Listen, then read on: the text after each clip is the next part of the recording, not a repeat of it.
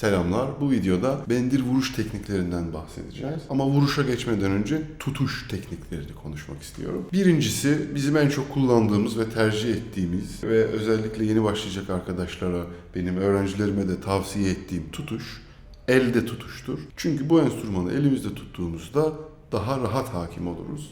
Hakimiyetimizi daha iyi sağlamış oluruz. Ve vücudumuzla enstrümanı kapatmadığımız için enstrümandan daha geniş ve daha temiz ses alırız. Bu açıdan elde tutuş tekniği önemlidir ama zordur. Bu tutuşu sağlıklı yapabilmek için bir takım kondisyon çalışmaları yapıyoruz. Bunun örneklerini de ilerleyen videolarda vereceğiz. İkinci şekil dizimizin üzerinde tutuştur. Bunu daha önce bas bendir videosunda görmüştük. Dizimizin üzerinde çalabiliyoruz ama tutuş tekniklerini enstrümanın çapına göre tercih ediyoruz. Bu sebeple bu kırklık bendirde dizde tutarak enstrümana vurmak çok sağlıklı değil. Çünkü enstrümanın çapı küçük olduğu için biz gövdemizle enstrümanı kapatıyoruz. Üçüncü tutuş ise bacak arasıdır. Bacak arasında tutmuyoruz, tasvip etmiyoruz, tavsiye etmiyoruz. Çünkü müzik sadece teknik bir iş değildir. Yani müzisyenlik teknikle alakalı bir iş değildir. İşin teknik ve teorik kısmı çalışarak, belli bir takım pratikler yaparak gelişen ve herkes için ortalama bir noktaya gelebilecek bir bölümdür. Ama bu işin bu kadar önemli bir başka kısmı daha var. O da ahlak tarafı. Enstrümanlarımıza saygı duyarsak, enstrümanlarımıza saygıdeğer bir davranış gösterirsek, enstrümanlarımız da bize o şekilde geri dönüş yapar. Yani onlar bizim arkadaşlarımız, onlar bizim sevgilimiz, onlar bizim dostumuz, çocuğumuz, büyüğümüz. Onlardan bir şeyler alıyoruz, biz onlara bir şeyler veriyoruz, beraber sohbet ediyoruz, onlarla vakit geçiriyoruz. Bu şekilde bakmamız gerekiyor. Yani mekanik ve teknik bir gözle bakmamamız gerekiyor. Gelelim bendirin vuruş tekniklerine.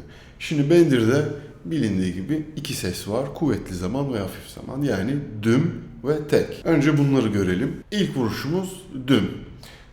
Düm vurulurken 2 numaralı parmağımızın ucuyla çok dik olmayacak şekilde, yani tırnak temas etmeyecek şekilde parmağımızın ucuyla vuruyoruz. Gösterelim.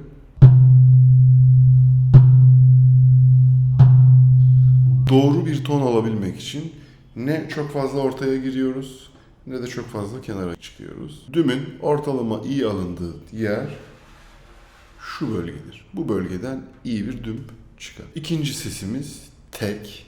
Teki vururken de kasnağın kenarına parmağımızın birinci boğumuyla vuruyoruz. Bu önemli bir detay. Gelelim bendir vuruş tekniklerine. Vuruş tekniği olarak temelde iki çeşit tekniğimiz var. Birinci, bizim en çok yoğun kullandığımız teknik tuşe tekniği. İkinci teknik fiske tekniği. Tuşe tekniğine örnek göstermek gerekirse şu vuruşlar. Yani bizim kenar vuruşlarımızın parmaklarımızın açık pozisyonunda şu vuruşlarımızdır. İkinci tekniğimiz fiske tekniği. Daha önceki videoda anlatmıştık. Fiske gerçek deri enstrümanlarda kullanılan bir tekniktir. Ama bu bendirlerde de fiske kullanabiliyoruz.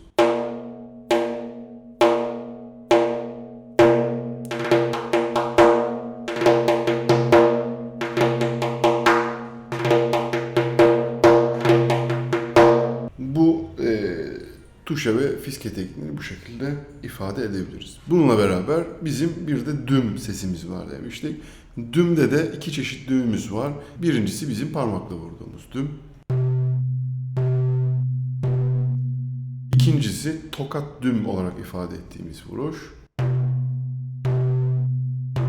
Bu iki teknik arasında hacim farkı vardır.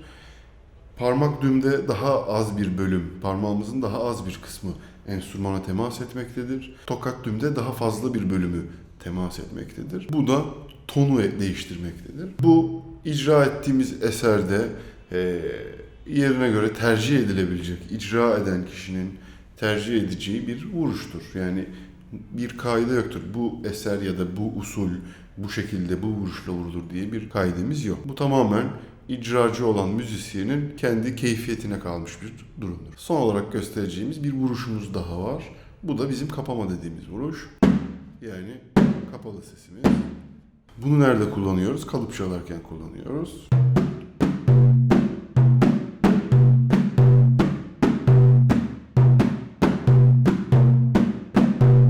Bu videoda bendir tutuş teknikleri ve bendir vuruş teknikleri üzerine konuştuk. Bir sonraki videoda görüşmek üzere.